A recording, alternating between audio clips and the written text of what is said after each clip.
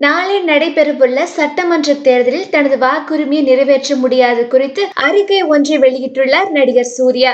அவருடைய அறிக்கை பின்வருமாறு: 24 படத்திற்கு அனைவரிடம் இருந்து கிடைத்திருக்கும் வரவேற்புக்கும் ஆதரவுக்கும் என் மனப்பூர்வமான நன்றி தெரிவிக்கும் இந்த நேரத்தில் மக்களிடம் என்னுடைய மன்னிப்பையும் நான் தெரிவித்துக் கொள்கின்றேன். முதல் முறையாக என்னுடைய வாக்குரிமையை நிறைவேற்ற இயலாத சூழ்நிலையில் இருக்கின்றேன். அது எனக்கு குற்ற உணர்ச்சியும் வருத்தத்தையும் அளிக்கின்றது.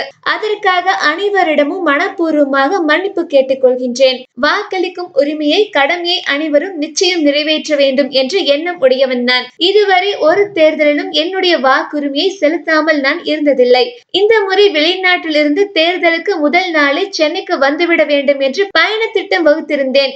ஆனால் நானே எதிர்பார்க்காத சூழல் என் பயணத்தை திட்டமிட்டபடி மேற்கொள்ள இயலவில்லை. என் சூழ்நிலையை விளக்கி அஞ்சல் மூலம், இணையம் மூலம் வாக்களிக்க முடியுமா என அனைத்து முயற்சியும் மேற்கொண்டேன். சட்டப்பூர்வமான வழிகள் ஏதும் இல்லை.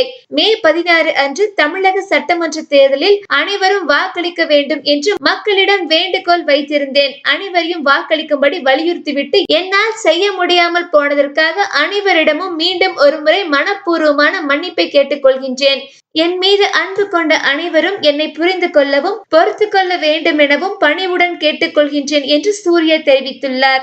மேலும் சினிமா செய்திகளை உடனுக்குடன் தெரிந்து கொள்ள கீழே உள்ள சப்ஸ்கிரைப் பட்டனை அழுத்தவும்.